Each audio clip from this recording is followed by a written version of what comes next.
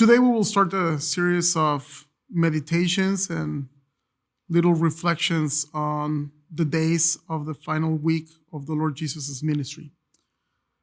On Monday, two main events happened during this final week of the ministry of the Lord Jesus Christ.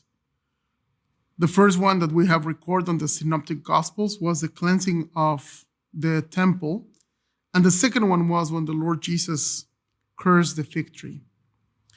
This is recorded in Matthew and Mark.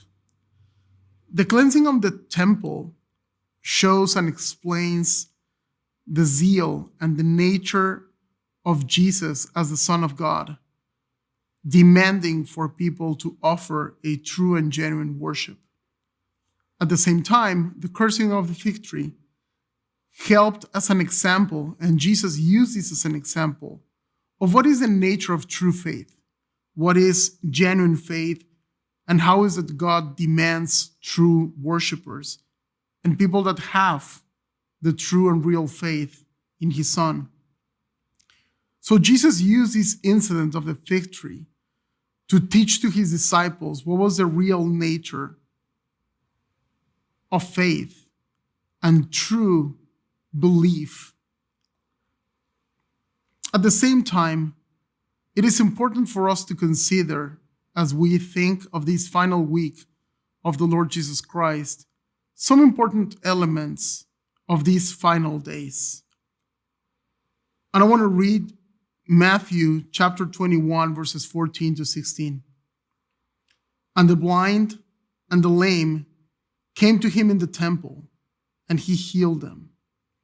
But when the chief priests and the scribes saw the marvelous things which he had done, and the children who were shouting in the temple, saying, Hosanna to the Son of David, they became indignant and said to him, Do you hear what these children are saying?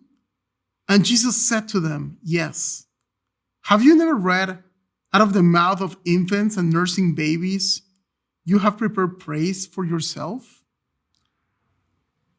What is significant about this passage is that the lesser, the infants, the little ones, the lame, the blind, those who were outside, display the true worship, display the true faith. It says in verse 14 that the lame and the blind came to him in the temple. They were seeking Jesus. They were going after Jesus. And then the religious leaders were having a problem with this. And the praising and the worship that they were offering, Hosanna to the Son of David, was scandalous to the religious leaders. And then the Lord Jesus quotes Psalm 8, reminding them that Yahweh, the Lord, uses the little ones, the less, to provide true worship, to give true faith. Out of the mouth of infants and nursing babies, you have prepared praise for yourself.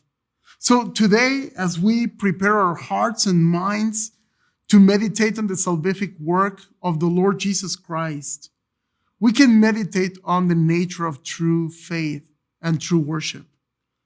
We can therefore become to the Lord on a personal level, asking him first to sustain our faith, to give us a clear understanding of the gospel, and also to equip us with true worship. So I invite you today to meditate on these things as we prepare our hearts and minds to think of the crucifixion of the Lord Jesus Christ and then his glorious resurrection on Sunday. Have a blessed day.